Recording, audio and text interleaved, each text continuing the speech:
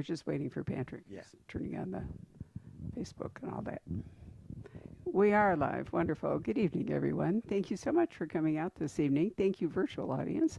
And it's very exciting to have Terry Hayes here. For those of you who read I Am Pilgrim, he signed hundreds of copies for us 10 years ago, but he signed them in New York, so he has not actually been. Hi, Betty. How are you?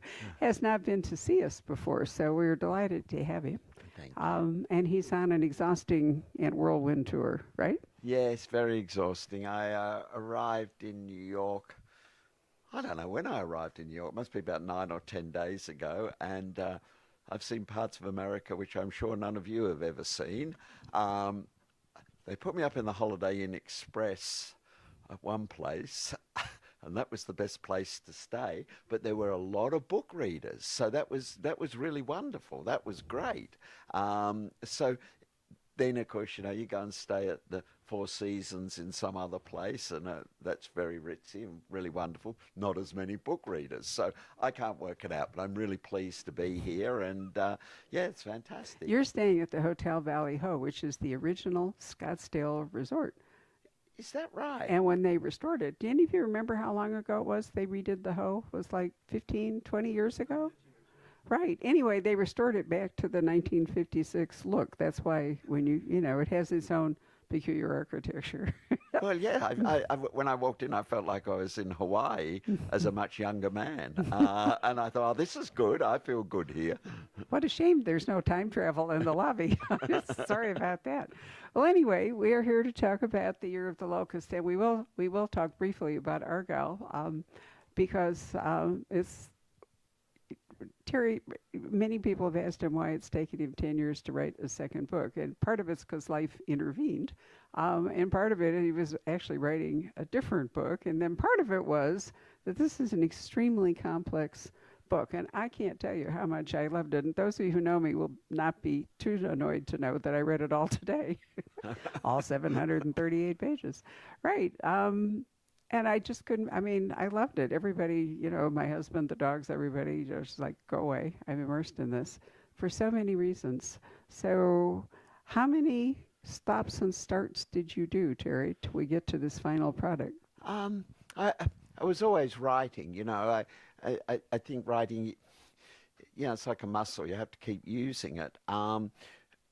Because of a lot of things that happened in my personal life during the writing of Pilgrim, which I'm not being coy about, but the short story is that I had been a migrant child, and only the four of us went to Australia, emigrated from England when I was 5 years old, and it was a very difficult experience. Australia is the size of America or continental or United States, and it had 7 million people in it when we arrived. Well, of course, America now has, 350 million or whatever it is. So there was a lot of empty space. There really was. And to come from a small town in the south of England, it was very alienating. And unfortunately, my mother was not a psychologically well person. So the childhood was difficult, So anyway, my older brother and Mum and Dad were the only ones that really knew that I wanted to be a writer, because I had escaped a lot of the difficulties of home life in reading. So I decided I'd be a writer. Go to a bookstore like this or go to a library, and there's tens of thousands of books. So, you're a kid, you think, well, it can't be that hard, can it? Look at all the people that do this. It's not like there are 4 authors and they've done all these books. I thought, thousands of people are doing this, thousands. So I thought, I might as well have a shot. So I'd always wanted to be a writer. Mum and Dad and my brother knew that. When I was writing Pilgrim, I was 200 pages in, and too far in to abandon it, not far enough to see the end. And my brother, who's 59, visited me and told me he had cancer and that the doctors had given him 6 months to a year to live. Well, they were right, unfortunately. Then, a few months later, I had that unpleasant duty of standing in a hospital corridor in Sydney and talking to the doctors about my father's health. He was elderly and he was starting to undergo multiple organ failure and was in a terrible lot of pain. So I had to authorize them to turn the machines off. And I sat with him during that. 5 months later, my mother died. So I lost them all within the space of a year. So when Pilgrim came out and fulfilled a lifelong ambition that I'd had, which was to write a well-received book that sold around the world, and I'd end up in Scottsdale talking to people who had read the book, there was nobody there to share it with me. Nobody who'd been there at the beginning. And I'd never had the opportunity to mourn them, which I did. You know, obviously, you know, look, we all lose people. Unfortunately, I lost mine in a very condensed period of time and against all expectations because my brother was still quite a young man. Anyway, so I had to think a lot about that sense of loss and a sense of having a successful book, but that was not unalloyed pleasure because of the circumstances. Anyway, it caused me to think a lot about my own children. My wife and I had had 4 kids within the space of 6 years. So they were very close together and they were very young. And I thought of my own childhood. So I made a decision. I did. I thought I can always write another book, but I'll never have this time again. And by God, they're going to have a different childhood to the one I had. And I made a commitment to myself that I would spare nothing to be the best father that I could be. And so I never missed a cricket match, never missed a horse riding lesson, never missed a performance of Aladdin. God, that word, just the word, makes me break out in a sweat, cheering my daughter as she cams it up for the audience. And I kept that commitment. Oh, I like to think that I did. I'd had quite a remarkable career in many ways as a journalist. I'd made some movies, a couple of which are not too bad, and I'd written a best-selling book, and another one now, I think. But the thing I'm most proud of is what I did for my kids. Of course, anybody here who is a parent will know absolutely you never get it right, do you? Oh, all of my problems are due to how you brought me up and that. But I know, and my wife knows, we gave them everything. So I was writing, and I was being a dad. And as Barbara has rightly pointed out, it's a complicated book. It's long. And yeah, I'm proud of the book, but I'm proud of the decision I made. People on Amazon will say awful things about me because I took so long, and all I can say to them is go to hell.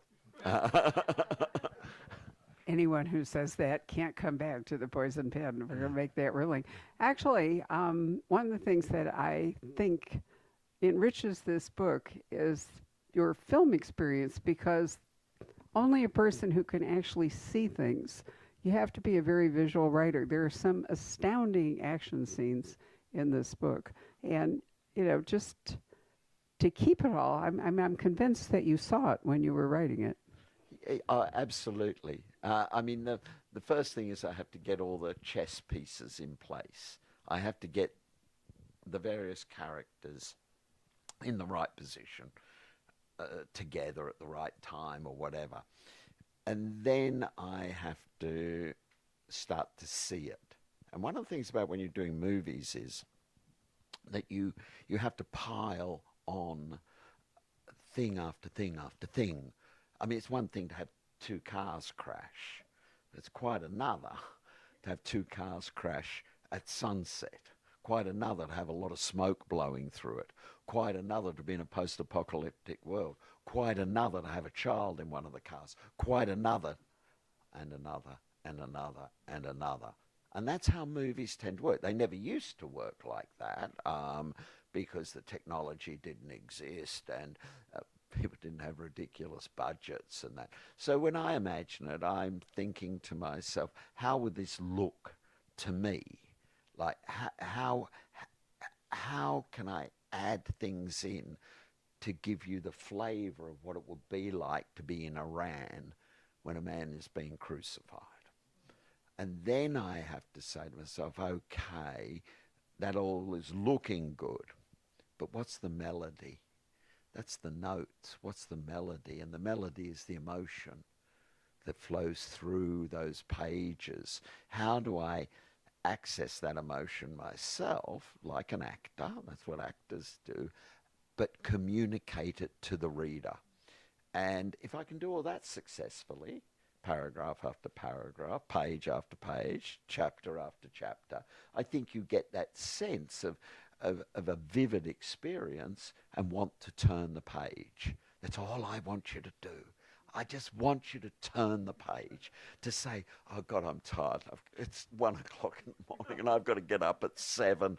And will he just shut up? Will he just write something boring so that I can go to sleep?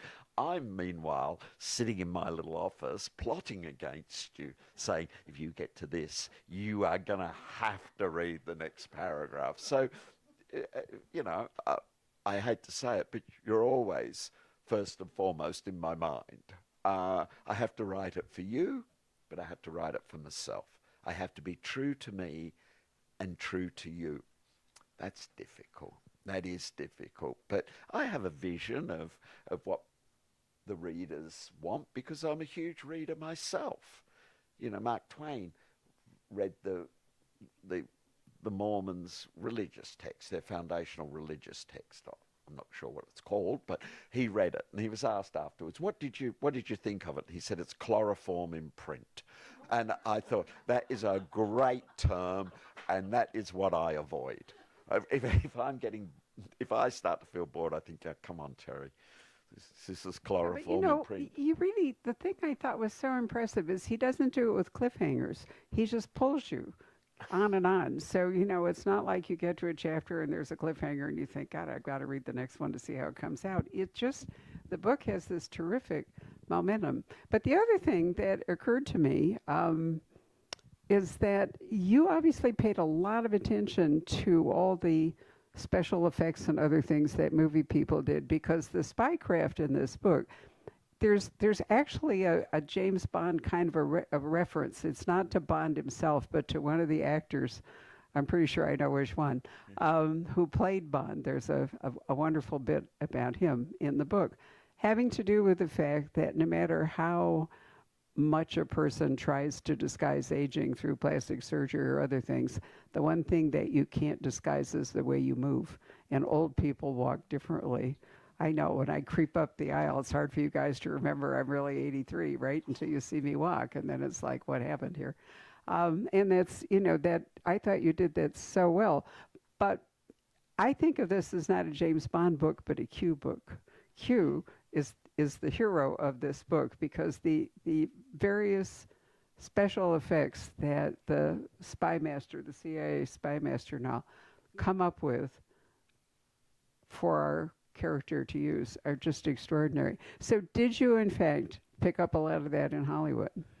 I don't know if I picked it up in Hollywood. I probably did. It's always hard to distinguish, what you know and where you learnt it.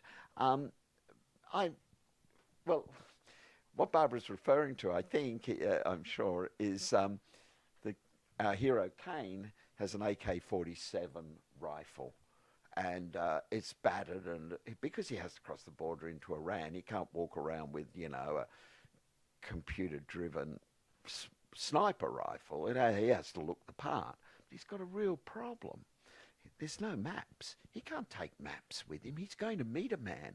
If he's caught and they find the maps, well, they'll find the man, won't they? So that's impossible.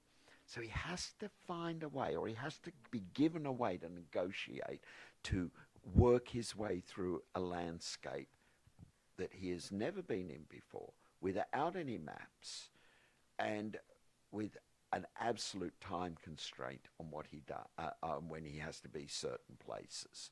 So the CIA, Q, my version of Q, equip him with an AK-47. It looks like just a battered old rifle that, everybody carries in those parts of the world. Except it's not. It's a blueprinted, balanced marksman's rifle disguised as this. But it's got a telescopic sight on it. You put your finger on a certain place on the stock, and it's no longer a telescopic sight. It reads your fingerprint and it unlocks all the technology that's hidden in the stock. And it's a GPS mapping system, and it gives him his exact coordinates of where he is, and he can enter the coordinates of where he wants to go, and it will allow him to see the route he has to take. Does this exist? Not at the moment. When it does, I'm getting one, I can promise you. And that, so that was a problem that I had, a narrative problem I had to solve through technology. Hollywood's really good at stuff like that. Sometimes the solutions are so ridiculous that I'm thinking Marvel universe here, that you think, oh my God, that nobody will believe, but my kids believe it. But I think with what I did with a lot of the technology, because it interests me, yes, it's the sort of thing that you can earn a lot of money writing that sort of stuff in Hollywood, and I think I came out of that world, so and I'm proud of some of the movies, and that, so I married it all together. Well, it's not just the rifle. I mean, that's up in the front of the book, and I won't go into great detail, but there's the knapsack, there are the crutches, there are the fingerprints. There's, I mean, it never stops as you're going through the book. It's one amazing thing after another. And another thing that you do, much of the story is told from the point of view of the first person. Yes. But some scenes you actually have to go into other people's Yes. so it goes back and forth between the I whatever, and then groups and other characters. Yes. So that's interesting too, because you get a very personal view of everything, but then sometimes you get Yes. a broader view. Yes, he's telling the story in retrospect, and by telling the story in retrospect, you get the sense that he has put it together, that he can, with authority, tell you what somebody else was doing at this stage, because this became, an extremely important mission to him, both for the sake of the world, but for him personally. And so some years have passed. He's looked back at it, and he's compiled the story. Now, a lot of purists say, well, how could he possibly know what people were thinking? Well, I don't care. I mean, I'm a storyteller. I mean, look, if we go out of here, if we leave here and we see a car wreck, and it's in the driveway of a bar, somebody's come out of a bar and they've hit another car, and there's cans of beer all over the road, and clearly the person that came out of the bar was in the wrong, I think we're within our rights to say, I think he might have been drinking. Now, we don't know that, do we? I mean, we might be leaping to exactly the wrong conclusion, but I think it's a logical thing. And I think that if we were all telling that story, we'd all go with it. We'd think, oh, yeah, another drunk driver. What's wrong with these people? Yada, yada, yada. And that. So it's a bit like that. He's a spy. He's a highly intelligent man. Those parts were written by somebody else, according to my kids, but he is highly intelligent, and he can put it together. And he hears reports from people. He's spoken to people who were there when something happened. So yes, it's very personal. Then it broadens out. Then it goes back to being personal. If I've done my job properly, you're going with me every step of the way, and you're not thinking to yourself, oh, I think he sort of made a mistake here or that. I think you're just reading on, thinking, okay, I'll go with this. Yeah, but this is a real team effort, despite the fact that he's solo inside Yes, Iran exactly. or whatever it is. And you would not be able to tell us about the teamwork and so forth if we didn't have these different perspectives. And all these other characters really come to life as a result, because we're not just seeing them through one lens, we're actually seeing them themselves, which I, thought enriched it. The other thing that I really loved, and I spent quite a lot of time when I wasn't reading, looking up things, Googling things because of the places. I'd never been to Iran, one of the few places in the world I haven't actually been. And I was, checking. I had to look up the Lena River in Siberia, Yeah, learned a lot about that, learned yeah. about some of the places in Iran. Um, and so that's really fun too. And, I recommend that you do that because it'll make the book more interesting. He's referring to real places. So Yeah. it's not like Oz or anything. So, Google exists for a reason. And one of them is you can actually look stuff up, right? Yeah, absolutely. I mean, look, the denouement of the mission is at a place called Baikonur Cosmodrome, which is actually in Kazakhstan, but it's run by the Russians. And this was the place where Yuri Gagarin went, became the first man in history that we know of, and I'm sure he was the first man to leave Earth atmosphere. Now, the Soviets launched Gagarin into space. John F. Kennedy uh, was taken aback by this, as was the whole world, and he launched the American program to land a man on the moon. And the space race began, and we all live with the incredible benefits, technological benefits of that. It started in the Baikonur Cosmodrome. Some lunatic, God bless him, has decided many years ago to keep an absolutely detailed history of everything to do with the Baikonur Cosmodrome. He knows every Soyuz rocket that was launched from there, what its specifications were. He knows how many miles of sewage line was run through Baikonur Cosmodrome. Why he wants to know this, I don't know.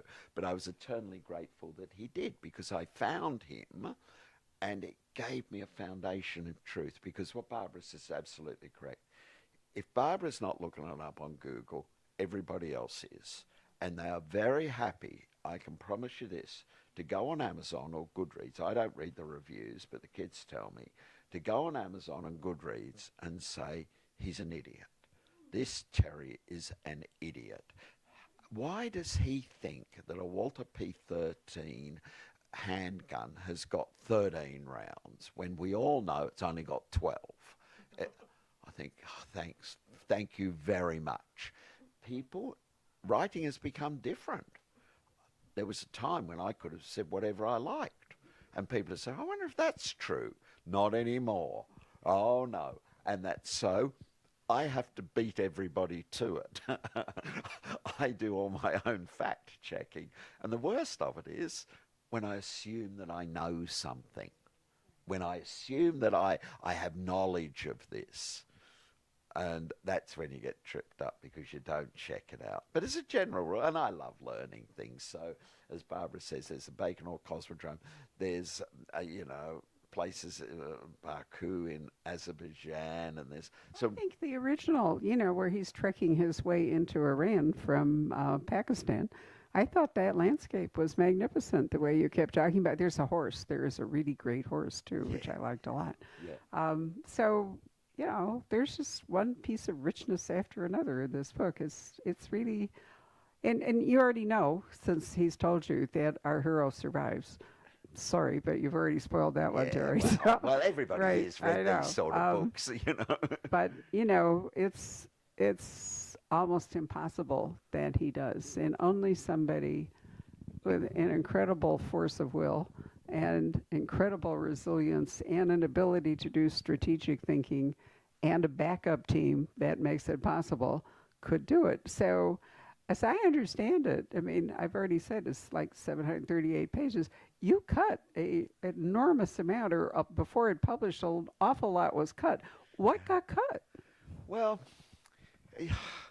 Barbara's right. There's 270,000 words in the published book. So that's about, 2.5 times a normal book, I guess. As you've probably realised, I can't shut up, whether I'm at the typewriter or talking or at the word processor. Down the bottom of my Word document, it tells me how many words I actually wrote over this period of time of trying to be a good father, trying to write another book, trying to do all this stuff. I wrote 1,080,000 words. I threw out 800,000 words. That's a lot of I words. know, but it breaks my heart because I mean, this is the rare book where 730 whatever pages isn't enough. So, Well, you know, thank you. Thank you. right. Did you save some of it for future use? Well, yes, some of it will come back and be used. I was saying to Barbara before we came out here that I've been contracted to write Pilgrim 2, which I'm very happy about. And when I was sitting on the plane, I came up with an idea for Pilgrim 2 where I will be able to steal about 15 pages that I threw out of Locust. That made me so happy. I thought, well, I'm not at zero, am I? I mean, I'm one step ahead. The problem that I find, well, my dear wife, who, she's an authority on everything, but claims to be an authority on me, says that my difficulty is that I'm the most insecure person she's ever met. And I say, oh, I think that's a bit unfair. And she said, no, no, not at all. She said, you really are. When it comes to writing, you are really insecure. And I said, well, maybe not. And she said, oh, no. She said, it's fantastic. She said, because it makes you try so hard. She said, if you thought you were any good, you wouldn't be working this hard.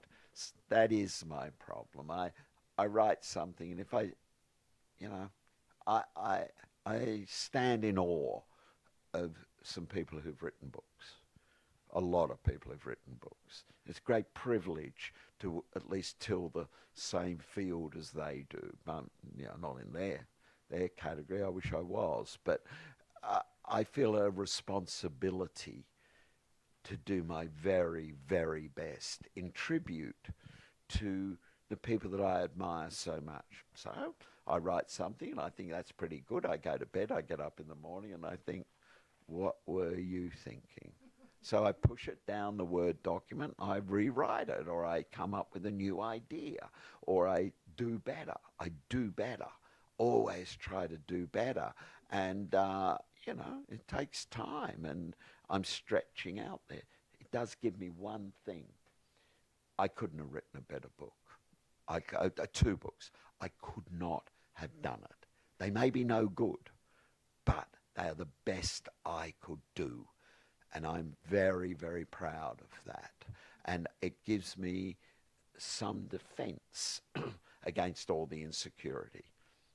Because I can shrug and say, there was no moment when I thought near enough's good enough. I gave it everything that I have. And if it doesn't work, or if people reject it, or they say that I have no talent, fine. But I did go as far as personally I could. So that was where the other 800,000 words went. So, in every great thriller, you have to have a terrific hero, right? You have to have a wonderful protagonist, and we certainly have here. But you have to have a really great villain also. And there is a villain that takes you all the way through this book. And I won't tell you why it's called The Year of the Locust, but you will find out as you read it. It's I really like that because, I have to say that I did wonder about the title. Was it going to be climate? Was it going to be, landscape? No, not saying, but you'll enjoy finding out why it's called The Year of the Locust. And it would make a spectacular movie, but at the same time, it might be a movie whose budget would be so extreme that it can't ever be made. Yeah, yeah. I mean, I do believe, I'm fairly certain that Iron Pilgrim's going to be made as a movie. I've been through 4 administrations at MGM, but in another few months, 6 months, the rights to Iron Pilgrim come back to me. And, I've produced movies before, and I think I'll have a better shot at getting it done and doing it well than MGM would have. We'll see. They've still got 6 months. They might pull a rabbit out of the hat, but boy, they're going to have to be quick. So I'm hoping that will be made as a feature film. I personally think that Locust would be well suited to 8 hours as a streaming. Yeah, it's way too big for a movie. You would lose way too much. Yes. I know. You just know. I thought so too, that it definitely would need to be streaming. And there's some magnificent scenery in it, some of which would probably be inaccessible by today. Who knows? And drones play a big part in this book. So maybe because drones have really, revolutionized how cameras are being used. So maybe maybe the CIA will let drones fly Well, over some of yes, these territories and take that great, yeah, yeah. that'd be very nice of them if they would Wouldn't that be offer some good? assistance. Yes, but I Well, the doubt it. CIA is basically, that this is their book in all kinds of ways. And I wanted to ask you, how do you know? Did you just imagine this is how the CIA works, or do you actually know people? But you probably can't say, or you'd have to kill us. Well, Mm. the kids say to me, well, after Pilgrim came out, that and I was writing this, so kids romanticize their parents, and they said, "Were you ever a spy, Dad?" I said, "Listen, kids, the Russians grab me. They're going to say to me, 'Do you know any secrets?' 4 weeks later, they're going to be saying to the American government, 'Take him back, will you? Just shut him up. Just stop him talking.' I am not a person given to being reticent about talking about things that interest me. So, no, I have no personal knowledge. One of the great things about the CIA is you can say whatever you like. Because if they deny it, everybody says, "Oh God, he got that right." If they're going to the trouble of denying it, oh yeah, he's right on the money there. If they say nothing, everybody says, "Well, he's probably correct," because silence is tantamount to acquiescence. So they're a great organisation. Can you imagine trying to write a book about the Democratic Party or the Republican Party? You'd be overwhelmed with people telling you you got all this right or wrong or whatever. CIA, their very silence is a very useful thing.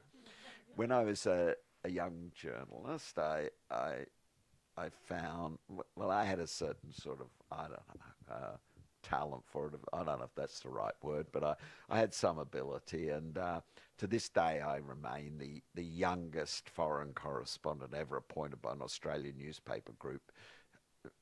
And I happened to go as a foreign correspondent to New York when I was 21. So it was pretty terrific. They gave me an apartment opposite John Lennon. He was living in better circumstances than me, but nevertheless, I was 20 feet from stardom, and so that was good. And yes, I was young, I was unmarried. New York was a very exciting place and falling apart at the seams. And the office was right on Times Square in the old New York Times building, so you could look out at all the pimps and the girls. And this was a long way from Australia, I can promise you. But the best thing, the greatest thing, was they gave me a company credit card. And I thought, the company's doomed. It's got no hope of financial survival if they're this stupid. So it was a wonderful opportunity.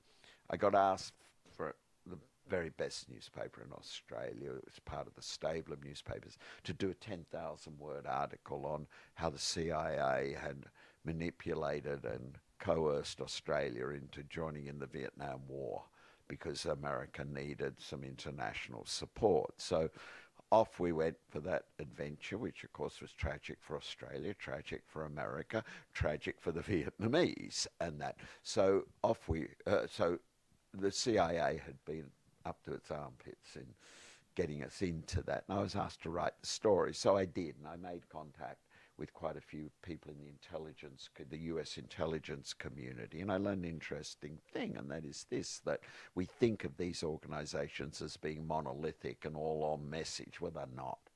It's made up of various tribes, many of whom disagree with what is happening. They think that the agency's mission has been misinterpreted or willfully misguided, and they're willing to talk to you if you know, have a viewpoint yourself, or if you're trying to do a story. So I made contact with what I consider some of the bravest people I've ever met.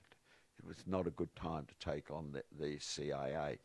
So I developed an interest in it. I wrote the article as honestly as I could. I think it was a very good article. I came within an inch of losing my job and becoming the youngest foreign correspondent ever fired, because the chairman of the company, Sir Warwick Fairfax, was a very conservative man.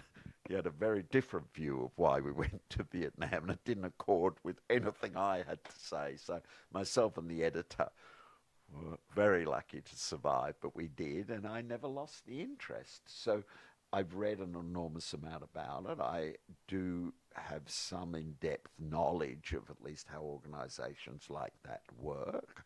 not necessarily within the CIA, but many, like ASIO, the Australian intelligence organisation, MI6 in Britain, they're not that dissimilar.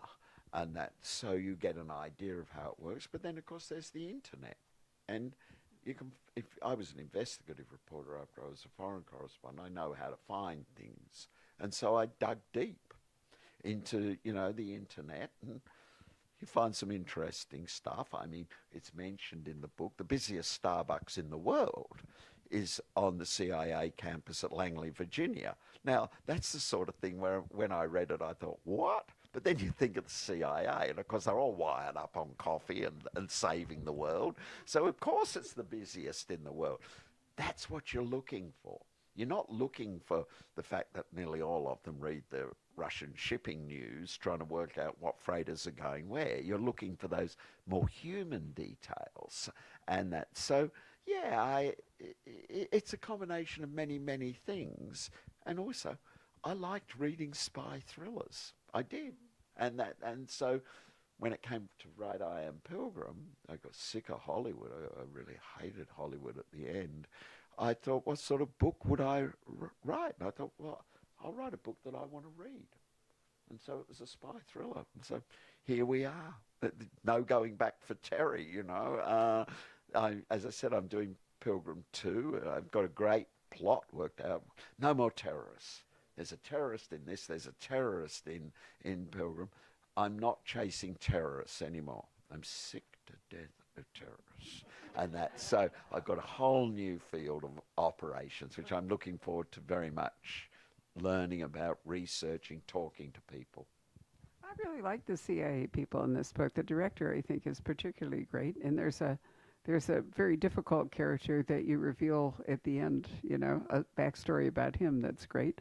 It's a tough job. You have to make really difficult decisions, and but they're supportive. So you refer all the way through the book as the thing that they're trying to head off is a spectacular. Mm-hmm. So what do you mean by the fact that everyone's terrified of a spectacular? Yeah, it's a term that I first encountered during the Troubles in Northern Ireland, where the IRA was always planning spectaculars. Because one of the problems with any conflict like in Northern Ireland or between Islamic fundamentalists and the West, and that the difficulty is you've always got to do something more incredible than the one that you did before, because otherwise it looks like you're sort of treading water. And I'm not making light of this, believe me. I'm not. My wife's American. My kids are American. We were in our house in Florida when 9/11 happened. But 9/11, of course, is a perfect example of a spectacular, because there had been the attempted attack on the World Trade Center towers earlier than that. There'd been the attack on an American warship. There'd been an attack on an embassy in Africa. There'd been lots of things had happened. So when you're dealing with people like this, they are always looking for something that will up the stakes, will up the ante. So if we look at Gaza at the moment, they've been shooting at each other for decades. Now suddenly you get a group of people go over the wall on hang gliders, and they were going to slaughter people. There was no doubt of that. That was a spectacular from their point of view, because the Israelis were of the opinion that it was impenetrable. And so when you're writing this sort of stuff, you're always looking for a thing that people fear, but will also, they will say, my God, that's an advance. Well, that's probably the wrong word, but that's building on anything I've ever seen before. So in Pilgrim, it was the recreation of the smallpox virus. And, people often said to me, oh, how bad would it be? Well, I can tell you this, COVID was a walk in the park compared to smallpox. Hemorrhagic smallpox has a 100% death rate. Normal garden variety smallpox has a 30% mortality rate. But you don't even look. If we were here now and the news came on and said that somebody has presented themselves at Phoenix Hospital with smallpox. It's all over in 5 or 6 days, not because we've all got infected. The panic would be enormous because there is a version of smallpox which is vaccine evasive. The vaccine's not going to help you. And you saw in COVID what it was like. An economy will collapse really fast, a worldwide economy. So that was smallpox was a decent example of a spectacular. Same in this. They're looking for a spectacular. The new Islamic Army of the Pure, an offshoot of ISIS and Al Qaeda, is looking for a spectacular. The CIA hear of this. They hear the whispers. They hear the drumbeat. They know something is happening. They get approached by a person with information, claims to have information. He wants $25 million for it. One of his cohorts in between wants 5 million of it so they can go to Las Vegas. So they're Islamic fundamentalists, but with a touch of reality to them. Not that I want to go to Las Vegas, but they do. And that's so, the CIA is duty bound to try to run this down. Is it true or not? Kane, a denied access area spy, crosses the border into Iran to find that man, to rendezvous with him, and that's why he needs an AK-47 with a special, piece of tech on it, and of course, it doesn't go to plan.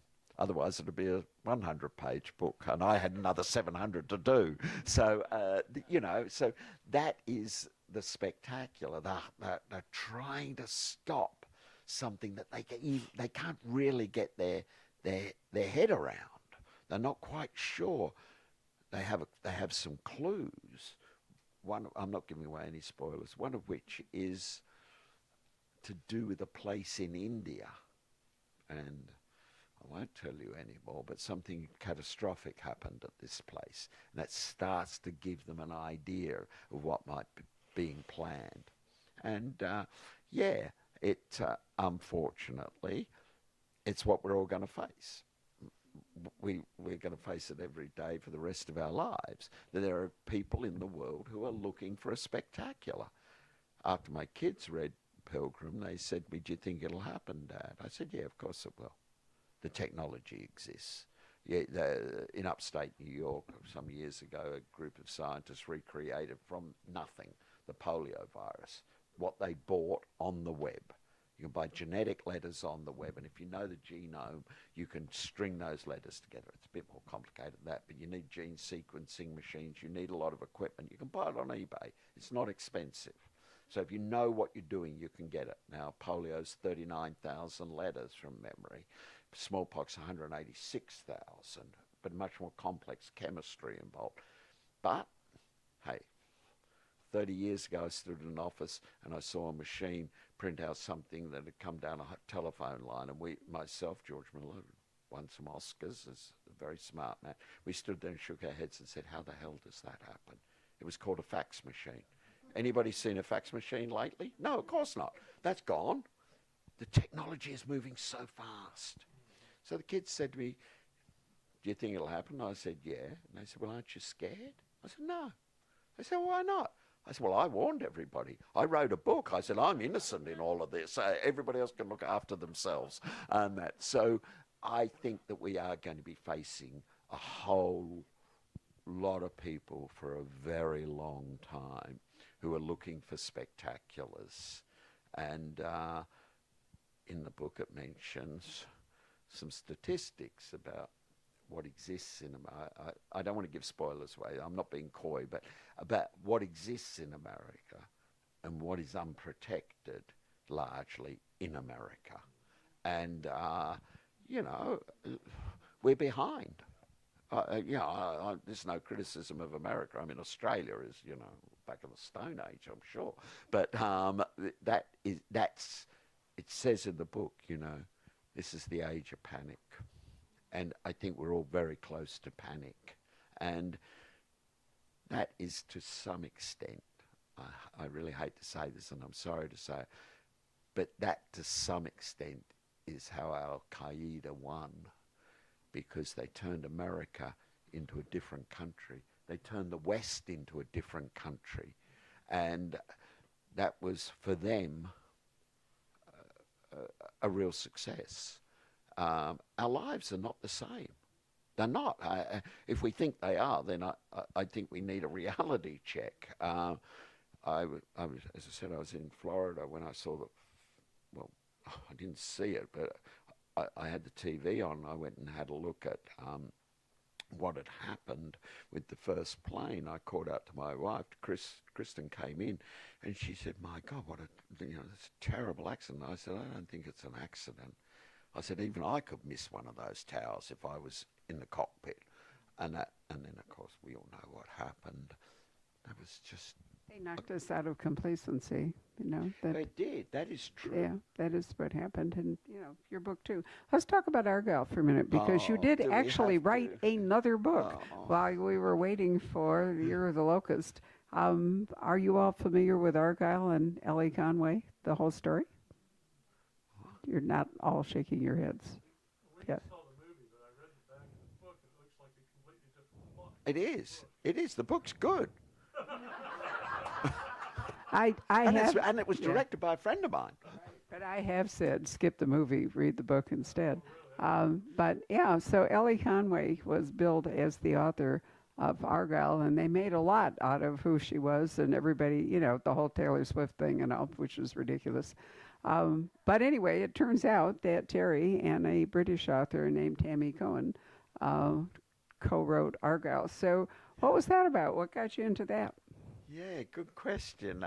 Matthew Vaughn is the director of Argyle, but he's also director of X-Men and a very good movie called Layer Cake. Very good movie, and he did the Kingsman movies, and he's A-list Hollywood director. But I've known him for a long time.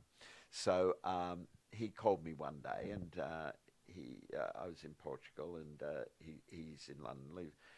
You want to see the houses he lives in. He's married to Claudia Schiffer, the model, or ex-model, and he has a spectacular lifestyle, whereas I don't. But anyway, he called me and he said, "I'm going to do a new movie called Argyle." I said, "Oh, that's good, great, terrific. I'm very pleased for you." And he said, "Now, there's this woman called Ellie Conway. She's going to be played by Bryce Dallas Howard, and she is in the movie, Ellie Conway is a spy novelist." I said, "Oh, yeah, that's good." He said, "Now, wouldn't it be fantastic if Ellie Conway had written a real spy novel, not a novelization of the movie, just a standalone spy novel, and we'll convince everybody she's a real person and she's a real spy novelist?" I said, "Oh, yeah." He said, "Now, isn't that a meta idea? Isn't that idea really meta?" So I ran off and Googled meta and found out what that meant. I said, "Oh, Matthew, this is the most meta idea I've ever heard." And he said, "Yeah." So he said, "The problem is that we've got to get this book written." I said, "Oh, yeah." And he said, "And who is the best living spy novelist?" I said, "Oh, yeah." He said, "Well, of course, that's Terry." And I thought, "Oh, yeah, well, this means I'm not going to get paid any money. This means he's trying to flatter me. He's just buttering me up, And I said, "Oh, yeah, Matthew." I said, "So I'm going to write this under Ellie Conway's name." He said, "That's the idea, and you're going to make it a great novel." I said, "Well, I'm not." I said, "I'm years late with Locust. I'm testing everybody's patience, the readership, the publishers, my own family are saying, 'When are you going to finish?'" So I said, "No." He said, he said, "There must be a way we can do it." So we talked a lot about it. And I said, "Look, there's a publisher in England, my publisher, who's really a great guy. And he would be a resource that we could use if we could find another writer." And he said, "Well, it's not going to be done by another writer. You have to be involved." I said, "All right. If we can find somebody that can do a lot of the writing work, I will do the plotting, because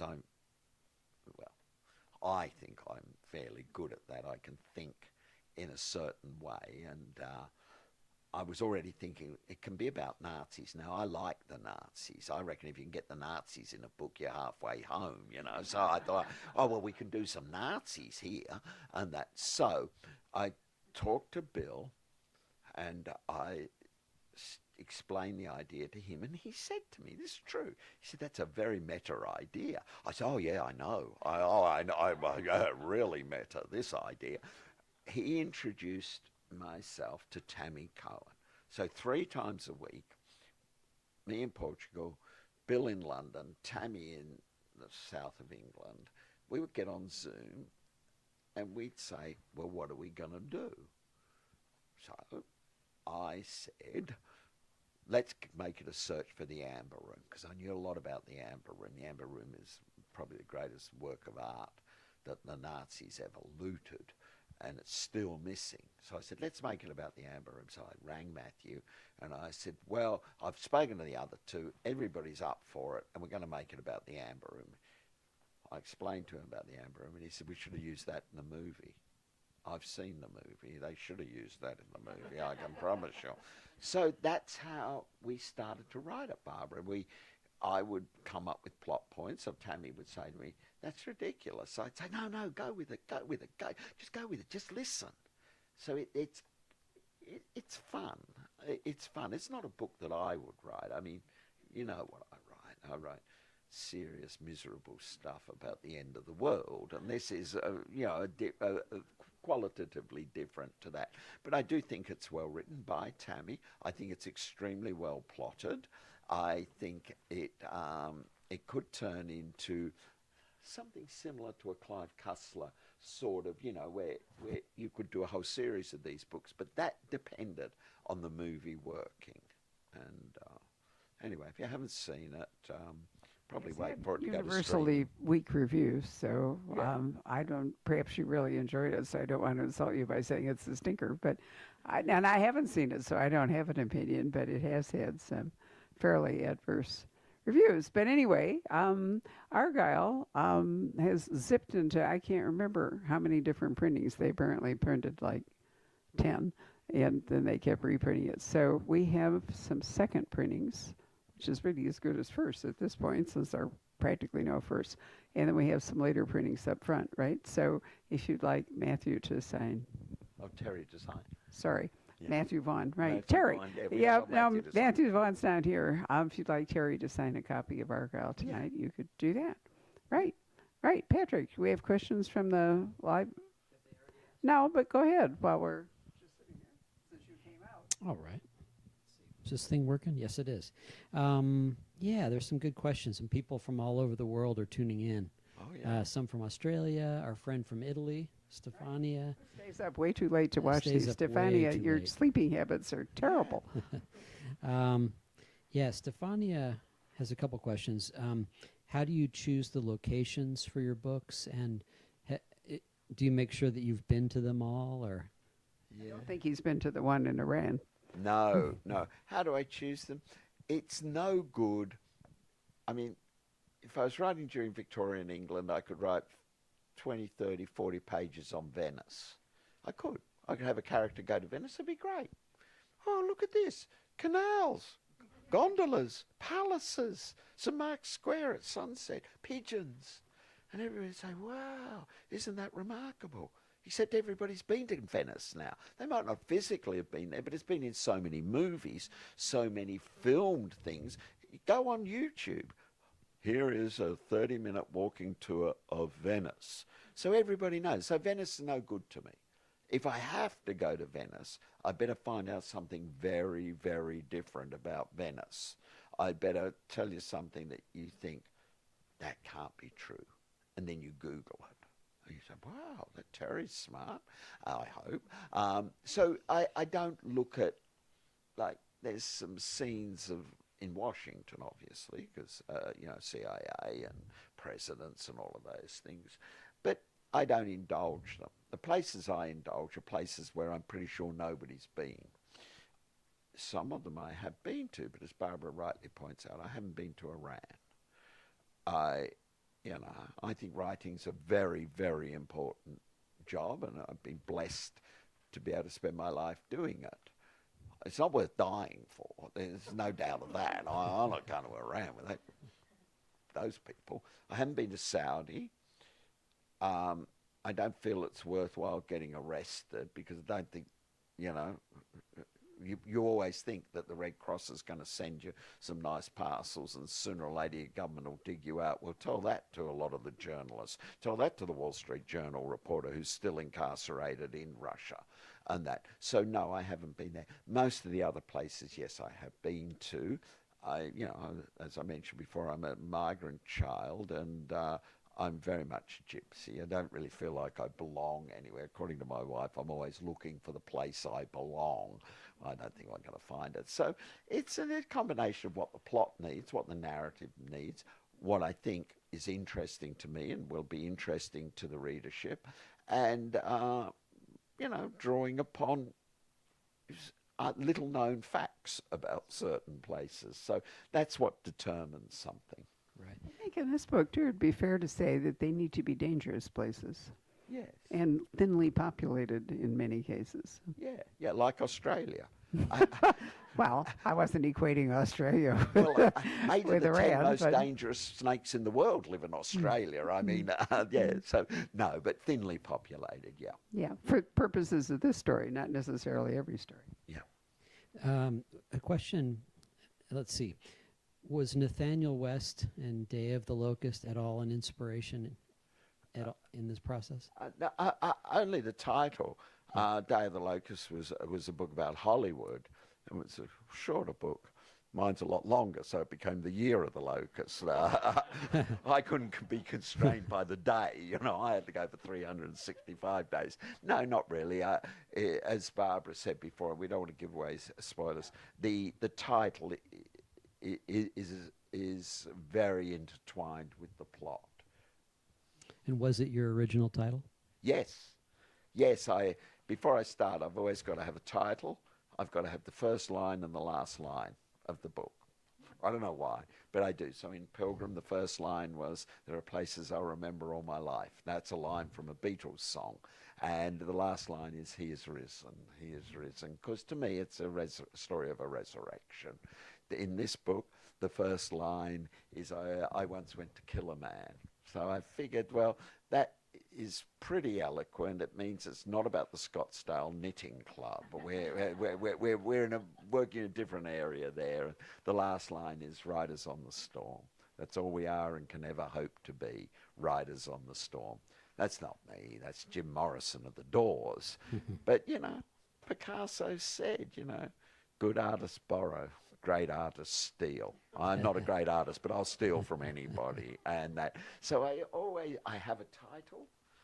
A lot of people were opposed to the title of I Am Pilgrim because they felt it had religious overtones. But you can go on a pilgrimage anywhere. You don't have to. It doesn't have to be a religious pilgrim. And I love the title. I do like the Year of the Locust because, despite the size of the book, it looks like, oh, sooner or later it'll be over. Just 1 year. I mean, if I'd have called it The Lifetime of the Locust and people saw how long the book was, they'd think, oh, yeah, all right, I don't think we'll go for that. So, yeah, those two things, the title and the first and last lines. The Week of the Locust just doesn't have the same kind No, it feel, doesn't does feel it? quite the same, no. We'll open up to questions here. It's who would you like to see cast in the adaptation of Pilgrim? Oh, now we're going to have an argument, aren't we? We're going to have, I mean, because everybody's got their own view of it. The first thing that look, lots of movie stars. I spoke to one not long before I came on this tour. I spent 3 hours on the phone with him. He's a major movie star. And he was telling me what a wonderful book Pilgrim was and how much he would like to play the role. And he is a very good actor, and as I say, he's a movie star. I'm not sure he's right, and the fact of the matter is in Hollywood you don't get much of a choice. It's who's available, who wants to do it, who can you afford. If I had my absolute choice, and this will come back to bite me, I'm sure, but I would cast Christian Bale because I think Christian Bale is one of the two great actors of his generation. I think what he did in Batman was outstanding. I think the role he played in American X, and that thing about the hedge fund guys and the great financial crisis, I think he's just fantastic. And I made a movie with Christian Bale, and I found him a delight to work with, and that's always helpful. So, Mike, if I had a discussion with MGM not so long ago, when the fourth management told me, this is a brilliant book and we're going to make, oh yeah, I've heard this before.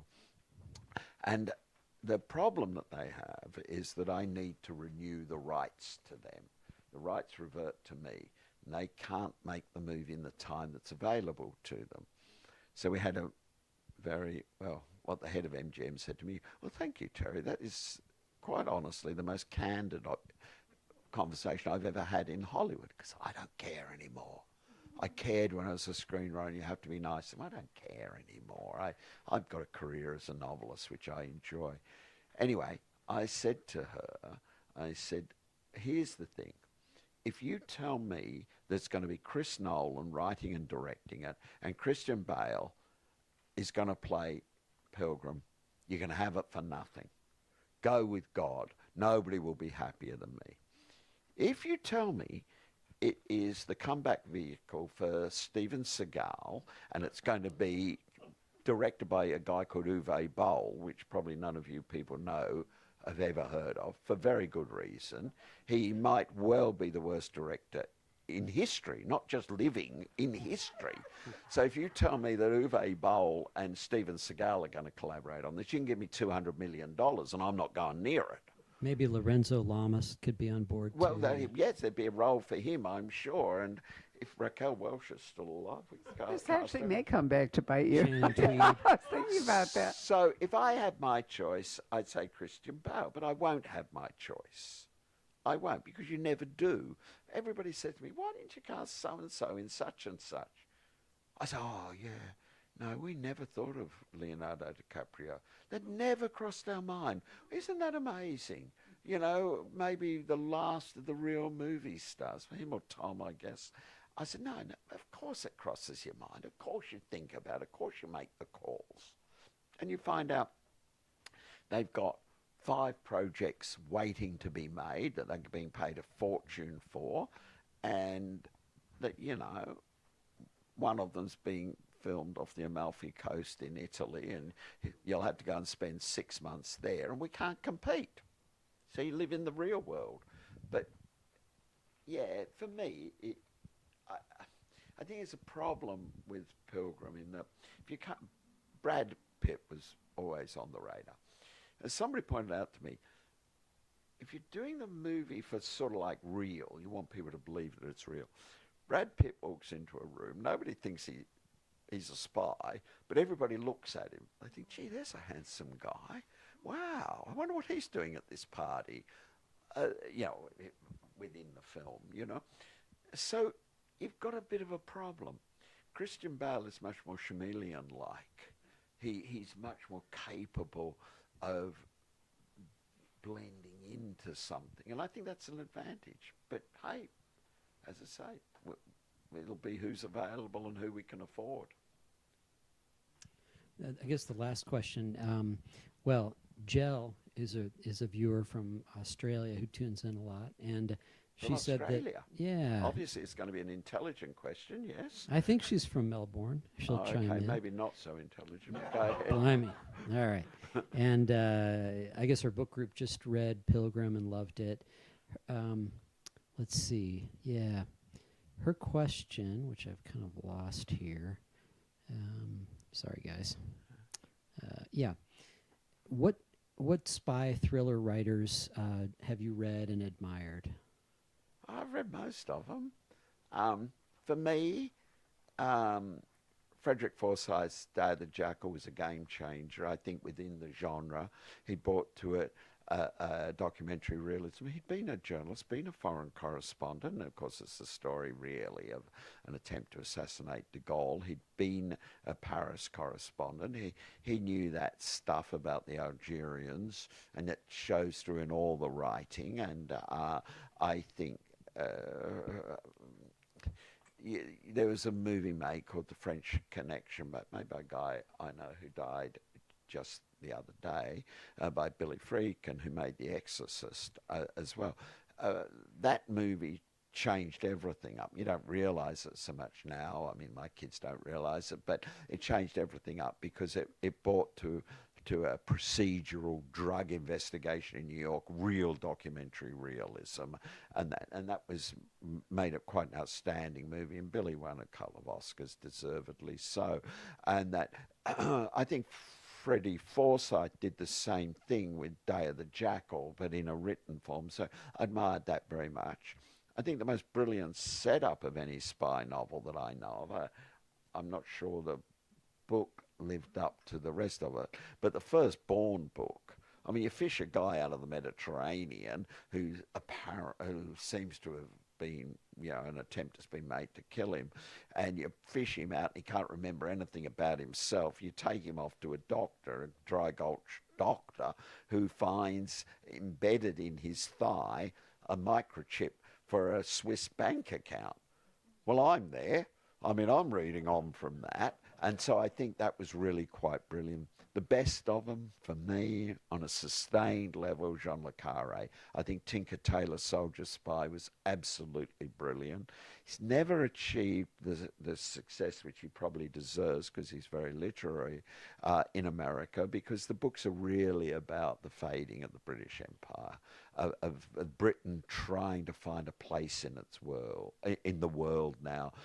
Once, the most powerful country, that now is living on the fumes, and trying, and these men like George Smiley trying to find dignity and trying to still do their jobs. There's great melancholy, great sadness through all of that work. Brilliant plotting in Tinker Tailor Soldier Spy.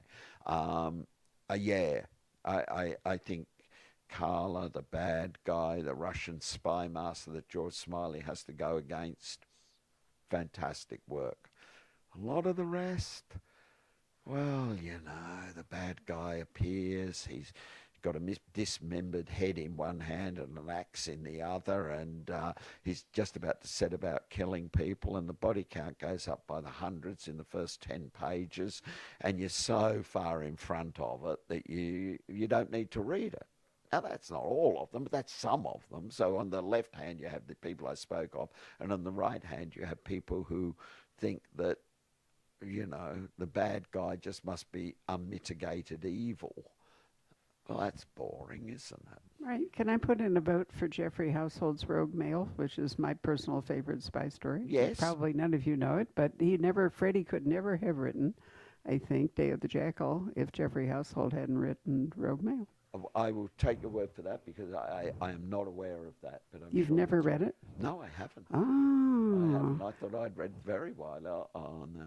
I'll have to find you a copy. I mean, it's a magnificent book. It was written in I'm trying to remember, the 1930s. But it's one of the truly great chase novels with one, antagonist and Yes. protagonist. It's just amazing. So if you like all these, this particular kind of book, look for it. It's called Rogue Mail. It's number 1 on the list of 100 best spy novels. Is that right? Yeah. I thought I was. I wish. Right. So, questions from the audience here. Thank you very much, virtual audience. Yes, You won't believe this. You will not believe it. My 2 boys were very, very good cricketers. This doesn't mean anything to people in America much, but in Australia it's a religion. I mean, it is. To be good at cricket, it's like winning the Super Bowl. And Australia, traditionally, the great foe has always been England, because we were a colony. And we are actually better cricketers than them, but they refuse to accept the reality of this. And so every couple of years, the English, every 2 years, the English come down to Australia and play, and then 2 years later we go to England to play 5 matches. And, we get 80 or 90,000 people in the stadium to watch this. It goes on for 5 days, the game, one game. So it's like chess on a really big board, you know. My wife loves it, but it took quite a few years for us to educate her to the nuances of cricket. I watched the Super Bowl yesterday, and it's beyond me. I can't understand it. They just seem to stop all the time. But I'm sure to Americans it means everything. And cricket's like that if you were to come to Australia. But now we understand English soccer from Ted Lasso, right? So Yes. many of us who had no idea what soccer was all about, Well, now we absolutely know. So maybe you need that for cricket. But anyway, the English would come out. I'd go with the two boys and my wife. My two girls were not going to participate in this. And the English had a fantastic fast bowling attack, really fantastic, led by a guy called Stuart Broad. So for all of my children's, like young teenage years, we would go and watch and we would boo Stuart Broad because that's what you have to do. So he's down in Australia and there's 70 or 80,000 people booing him. And every time he came into bowl, but the English would bring about 10,000 of their own supporters, known as the Barmy Army. They'd bring that lot down, and they'd all be singing these Rule Britannia and these stupid songs and making jokes. It's a wonderful atmosphere. Of course, there's quite a bit of beer being drunk, so I guess that has something to do with it. So Stuart Broad would run in, and, they'd bowl over 100 miles an hour, and you have less... By the time the ball leaves his hand, you've already got to decide what shot you're going to play because you don't have time. The ball comes down so fast, it's very heavy, and it hurts. It really hurts. So there's a lot of skill involved. So the crowd would all be booing. He'd be trying to outsmart the batsman, and that was part of the fabric of my kid's childhood. He's retired. He retired this last 6 months, and he's written a book called Broadly Speaking. It's very intelligent. He's a lovely man. And I feel really bad about how much we booed him. But we like him now because he's retired. So that is what I'm reading. I'm reading it, and my boys are reading it as well. And we're talking about, because he talks about a lot of things that we saw. And so it's really lovely to hear it from his perspective. I don't recommend you read it. You'll be thinking, this is the Book of Mormon. This is Mark Twain all over again. Yes. Didn't you have a question? I thought I saw another hand right in here. Right.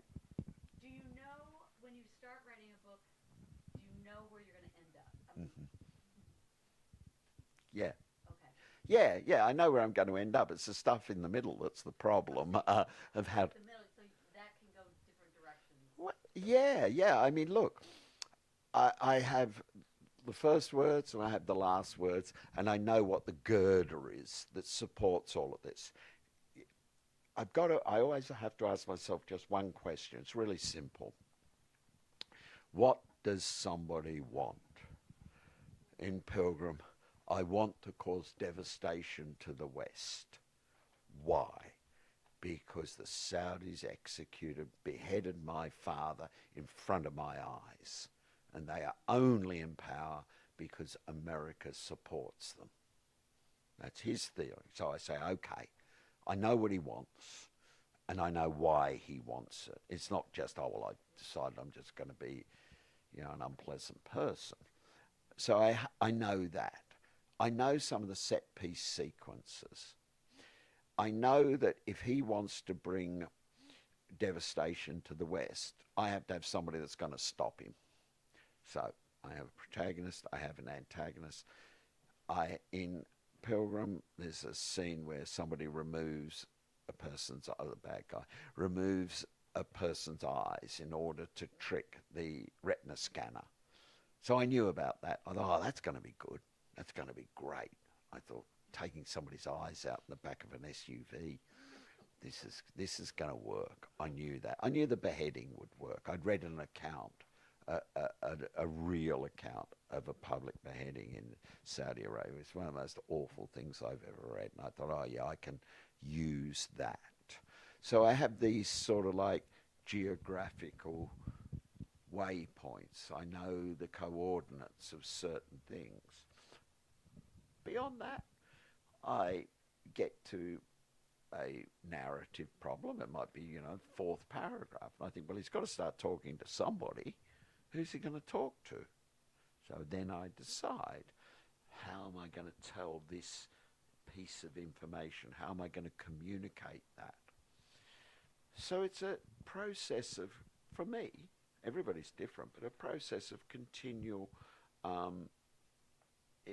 interrogation of myself and finding things. If I knew it all, I'm not writing, am I? I'm just typing. And I find the typing part really boring. And that, so I like sitting there thinking, what if, what if? Raymond Chandler, who knew how to write, he was a Hollywood screenwriter, an alcoholic, you know, novelist. Well, I was a Hollywood screenwriter. I managed to avoid the alcoholism side of it, but he knew a thing or two, and he always said, if in doubt, have a blonde come through the door with a gun. Now, he didn't know why she had a gun or who she was or who she was going to shoot. He just knew that the moment that you start to get bored, change it up. Do something, do anything, and then work out why. Sheryl Crow, you know, very interesting person.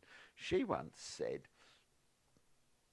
don't ever not start a sentence just because you don't know how it ends. And that's the same with a paragraph. I mean, I think to myself, well, I'm not quite sure where we're going to go with this, but Chandler says you better change it up. She says just write something down and think it through. And that's what I try to do. So it's interesting. I like that. I don't like when I get to a point where I think, oh yeah, I know this. Because it's never any good. Because you're not trying hard enough. You're complacent. So kids say to me, well, what are you doing there all day? Do you just surf the web? I say, oh yeah, just reading stuff. I'm thinking. I say, oh yeah. So of course, when I say to them, have you done your homework? I'm thinking, Dad, I'm thinking. Well, I realized, I just looked at my watch. I was astonished to see that we've been here for an hour and 20 minutes, and you're probably all starting to squirm. So Patrick found, I'll pass it over to you, our copy of Rogue Mail, which is a New York Review of Books classic at this point. It is set in the 1930s, Wow. but very much the archetype of Day of the Jackal. So Thank you. you're welcome. Yeah. So there goes our copy, but we can order more. Right. No. Happy to give it to you. I'd love to. So at this point, speaking of giving things, John, did we give out numbers tonight? Thank you. I have, which I think is fun, they gave me, notice in this little bag, a memo book with Argyle on the cover. Isn't that great? So I'm going to ask Terry to pick a number between 1 and 8, and we'll give it away. All right, 5. You have to be here. Is number 5 here? Got to look in your book, right? Sometimes people ask for numbers and they don't come.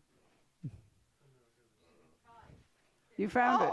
Okay, I am wonderful. so pleased. There you are. I will give it to you. That's I thought it was really nice. I Very think nice. It's lovely. And Right. I'm pleased that you won it because you stayed awake. And I thought Right. if this lovely lady can stay awake, I'm doing all right. You are doing all right. So did any of you watch the clip I put in the e-news by pure chance, if you didn't see it?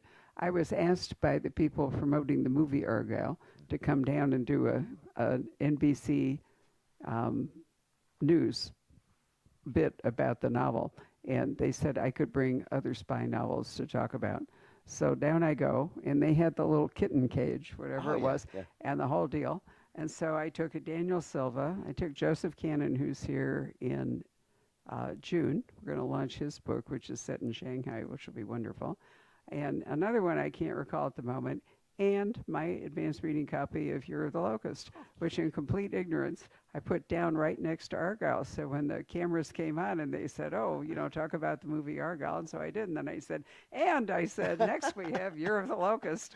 And all. So it's kind of gone viral because, and I swear to you, I had no, but your publisher says to me, how did you know? It was an actual accident, but Yeah. I loved it. So you can look it up. But I thought it was one of those wonderful moments where You things bet. collide.